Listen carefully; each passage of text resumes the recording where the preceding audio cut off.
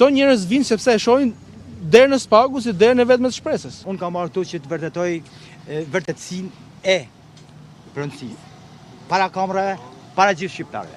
Që t'i them çfarë dokumenti kam. Nëse i kanë këto të falsifikuara, unë i betohem para shqiptarëve, i përgjigjem në mënyrë penale. Nuk kam pru letra që të vi këtu edhe të tërprohem para shqiptarëve. Kam pru letra që të vërtetoj pronësinë dhe t'i them gjyshit, o jam kanar me ty, ose ta mallkoj aty në varr që më kanë lënë këto letra. Më kanë lënë letrën që në 35-ën. Grabitja e pronave ekziston. Jemi në gjyq civil dhe kemi bërë kallëzim penal. Në këto momente jemi në pritje të dy verdikteve që ka ligji. Në momentin që ata pra janë mundu me marrë tokën me forma të ndryshme, ne do të ndjekim gjithmonë ligjin, zbatimin. Ai tani ka forcërisht ka hymren në dispozicion gjithë policinë e shtetit dhe i kemi njoftuar gjithë institucionet dhe asnjë nuk vjen.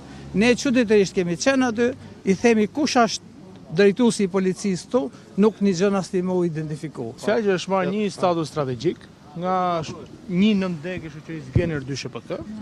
Edhe kjo është mjaft e kuptueshme tash edhe fakti pse është bërë ajo autostrada. Autostrada që edhe vazhdimi i autostradës që është pikërisht për të çuar në pikën kulmore ndërtimit një rezorti strategjik turistik. Duke pas parasysh këtë, ka sot një kallëzim penal për ushtrim ndikimit të paligjshëm, për korrupsion, për falsifikim kuadër grupit strukturuar kriminal. Pse i themi gjitha këto dhe kush janë?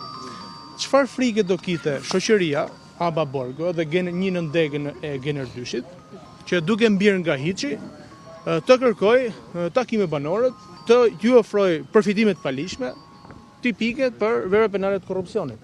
Pra çfarë interesi do të kishte shoqëria për t'i thirrur gjithë banorët, për t'i qetësuar, për të negociuar me to për shpërblimin për marrjen për kësaj prone, duke qenë se ishim mjaft sigurt që nuk kishte pronë as i për këtyre qytetarëve.